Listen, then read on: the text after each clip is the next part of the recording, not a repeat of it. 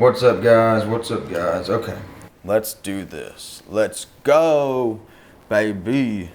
2 Ethernet ports, gigabit internet speed, tri-band 2.5 and a 2.4 gigahertz band. So all your devices are still gonna connect. What's up, guys? Welcome to another video from TDC Reviews. In today's video, we are doing a review over a mesh router system. This is the Eero 6 Pro mesh router system. You don't need all three, and all three are the exact same, so you don't have like a mothership and then, you know, subordinates that are linking to that. Any one of these can be used as the main one that hooks to your router, and the others can operate independently of that and to bring your whole network, I don't know what I'm doing with my hands here, but bring your whole network together so that you have more connectivity in different places or dead spots in your home to better your connectivity.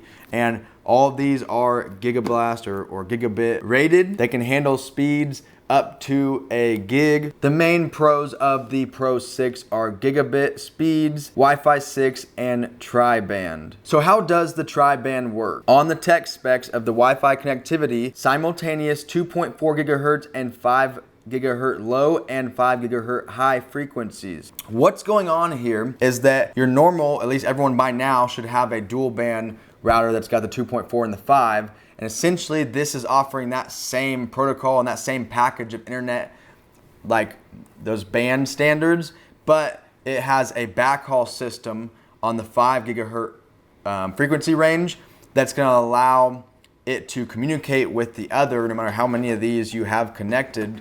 It's gonna allow that communication to happen without congesting your network. So, because in order for these to connect to each other wirelessly, you know, they're using signal and bandwidth.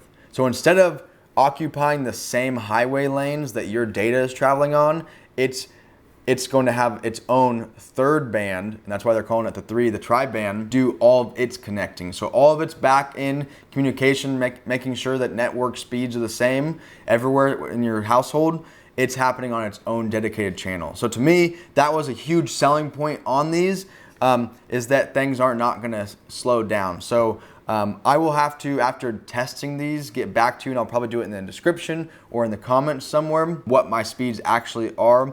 And quickly, I'll just tell you why I got these, because I have an AT&T 1 gigabit fiber router and modem that's like a combined system. I'm going to bypass the router on that end, connect it to one of these as like the main router, and then these are gonna go one. I honestly only needed one other one because each one of these goes up to 2,000 square feet, and my upstairs is like 1,000 and my downstairs is like 1,000. So realistically, one of these would have been okay, but I don't have Ethernet ports running throughout my home, so I'm going to use this as a wireless system to bring Ethernet connectivity down in my basement.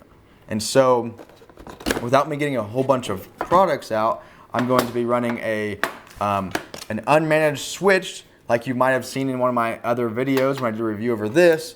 I'm gonna connect it to this, and this is gonna allow me to connect it to other systems. And the reason I need that is because I am hooking up a NAS that I want in my basement, a NAS network attached storage. That's for another video.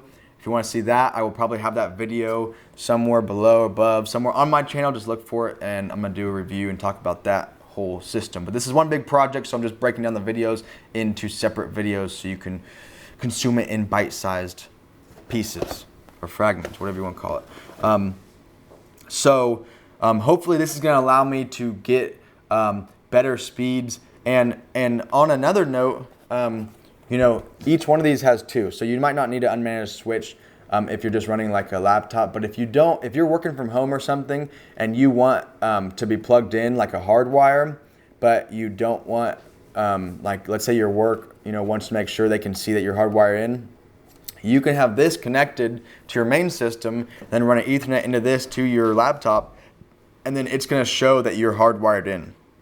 So I think one of the benefits you're going to see with this compared to, you know, what some might say is like, hey, why do I need that if I have a new fancy laptop that probably has similar Wi-Fi speeds?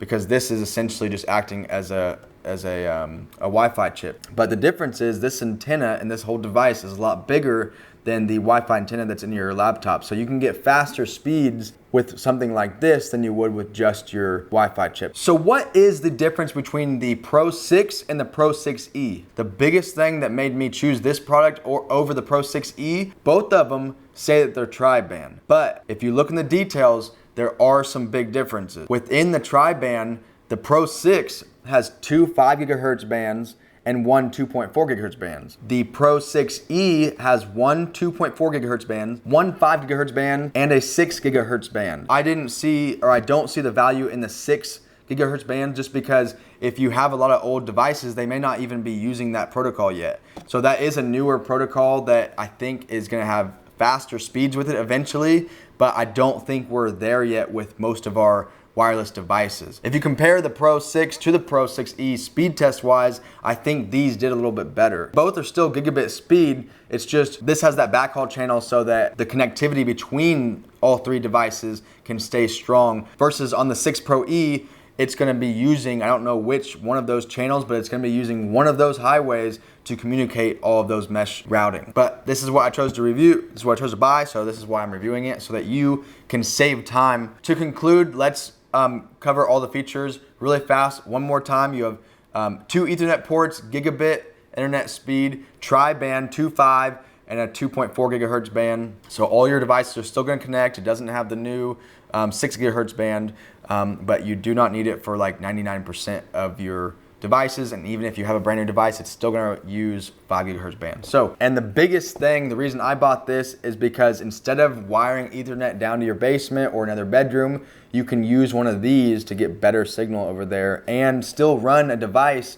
hardwired to this, so you don't have to, rip up your wall and rewire something in your wall. And if you don't have Ethernet throughout your house, which a lot of houses don't, this could be a cheap, affordable option that doesn't require construction to give you hardwire application in a bedroom. So that sums up this Eero Pro 6 product review. Hopefully you found value to this. Real quick, guys, I hate to break you away from this video, but if you would, go ahead and like, subscribe, and comment, and don't forget to hit that bell so you can be part of the notification squad and get notifications on your phone when new videos like this one comes out. See ya.